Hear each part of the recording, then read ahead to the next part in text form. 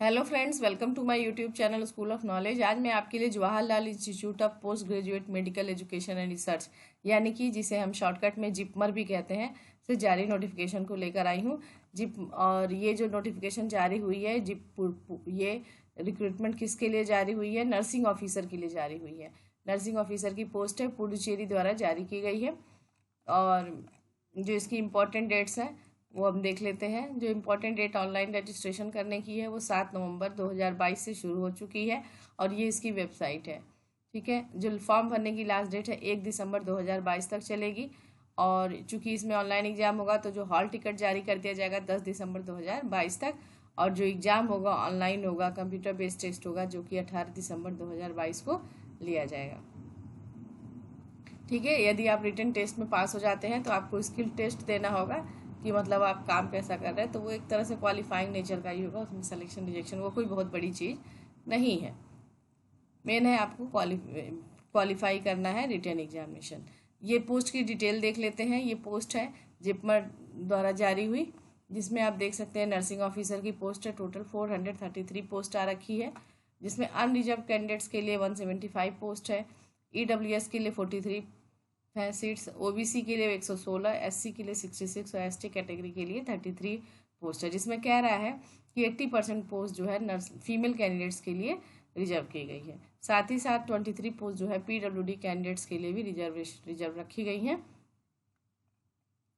अब इसमें हम इसेंशियल क्वालिफिकेशन देख लेते हैं। इसेंशियल क्वालिफिकेशन जो है इसमें पहला मांगा है कि यदि आपने बीएससी ऑनर्स कर रखा हो नर्सिंग में, या फिर बीएससी कर रखा हो, प्लेन बीएससी नर्सिंग में कर रखा हो, कहाँ से? इंडियन नर्सिंग काउंसिल या स्टेट नर्सिंग काउंसिल से रिकॉग्नाइज इंस्टीट्यूट के द्वारा तब अप्लाई कर सकते हैं। और यदि आपने बीएससी कर रखा है, पोस्ट सर्टिफिकेट ले रखा है, बीएससी के बाद सर्टिफिकेट कोर्स कर रखा है नर्सिंग का बीएससी के प्लेन में, ठीक है, तो भी आप अप्लाई कर सकते हैं। लेकिन आपको कैसा होना चाहिए? Registered as a nurse and midwife in state Indian nursing council में आपको एज ए रजिस्टर्ड कराना है अपने आप को। दूसरा जो कैटेगरी मांगा है डिप्लोमा के लिए मांगा है। यदि आपने डिप्लोमा कर रखा है नर्सिंग एंड मिडवाइफरी में तो भी आप इसे अप्लाई कर सकते हैं। आपको registered as a nurse and midwifery in state Indian nursing council में आपको रजिस्टर्ड कैंडिडेट होना है। साथ ही साथ आपको 2 साल का एक्सपीरियंस चाहिए। किस तरह के हॉस्पिटल में? 50 बेडेड हॉस्पिटल में कम से कम 2 साल का अगर आपको एक्सपीरियंस है तो आप यहाँ पे इस पोस्ट के लिए अप्लाई कर सकते हैं। ठीक है, और जो एज पे स्केल की अगर हम बात करते हैं तो पे स्केल लेवल 7 का है। कितनी सैलरी देंगे? 44,900 रुपये, यानी कि 44,900 रुपीज़ का पेमेंट होगा। और एज लिमिट, मैक्सिमम जो एज लिमिट है वो 35 ईयर्स मांगी गई है। मिनिमम कह रहा है 18 ईयर्स और मैक्सिमम 35 ईयर्स है। जो स्कीम ऑफ एग्जामिनेशन, जैसा कि मैंने बताया कि इसके लिए कंप्यूटर बेस्ड एग्जाम होगा, तो जिसमें इस तरह से क्वेश्चन पूछे जाएंगे 100, जो कि 70 सब्जेक्ट से रिलेटेड क्वेश्चन होंगे।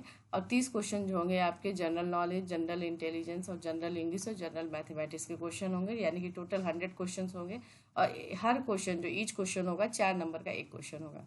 टोटल टाइम ड्यूरेशन जो होगा 90 मिनट्स, यानी कि 1.5 घंटे का दिया जाएगा। इसमें माइनस मार्किंग भी है, तो हर एक क्वेश्चन गलत करने पे 1/4 माइनस मार्किंग दी हुई है।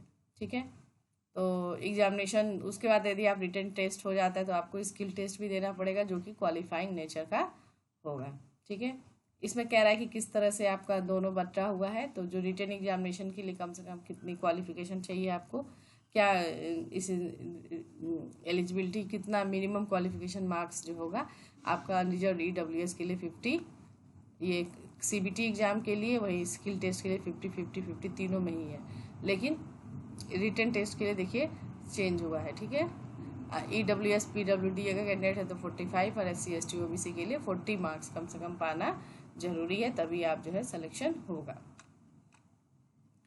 एज रिलैक्सेशन की बात करते हैं तो एज रिलैक्सेशन आपको पता है कि इंडियन गवर्नमेंट नाम जो अभी हमारे गवर्नमेंट ऑफ इंडिया का जो रूल्स है एज रिलैक्सेशन को लेके वो इस पे अप्लाई होगा। तो जैसे एससी एसटी कैंडिडेट के लिए 5 ईयर्स का एज रिलैक्सेशन है, ओबीसी के लिए 3 ईयर्स का। फिर साथ ही साथ यदि आप सिविल गवर्नमेंट के एम्प्लॉई हैं, सेंट्रल गवर्नमेंट एम्प्लॉई हैं, तो आपकी कैटेगरी के हिसाब से 5 साल, 8 साल, 10 साल का एज रिलैक्सेशन दिया जाएगा। पीडब्ल्यूडी के लिए देखिए एक्स्ट्रा ही कैटेगरी कुछ रिजर्वेशन दे रखा है।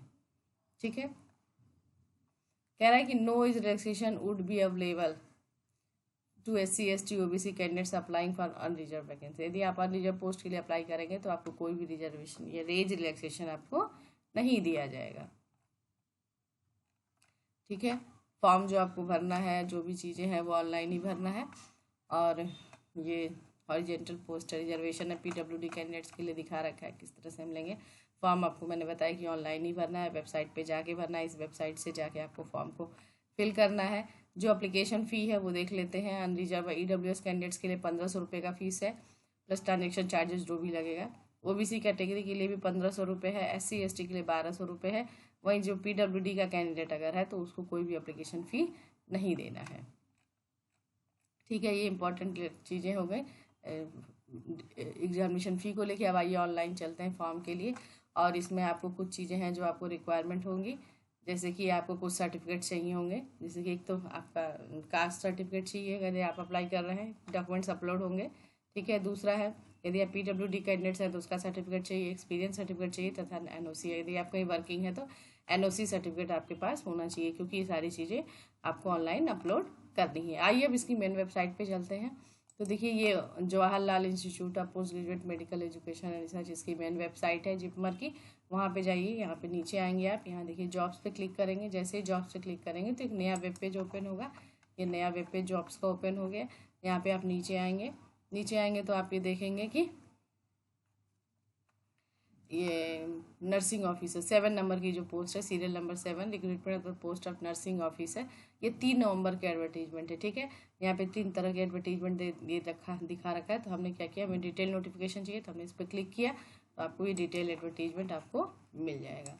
ठीक है, अब हमें ऑनलाइन अप्लाई करना है तो एप्लीकेशन यहाँ से अप्लाई करिएगा। इसी जगह से अप्लाई करेंगे तो ये वेब पेज ओपन होके आ जाएगा। ठीक है, जैसे इसको ओपन करेंगे तो ये पॉपअप आएगा, इसको क्लोज करिए।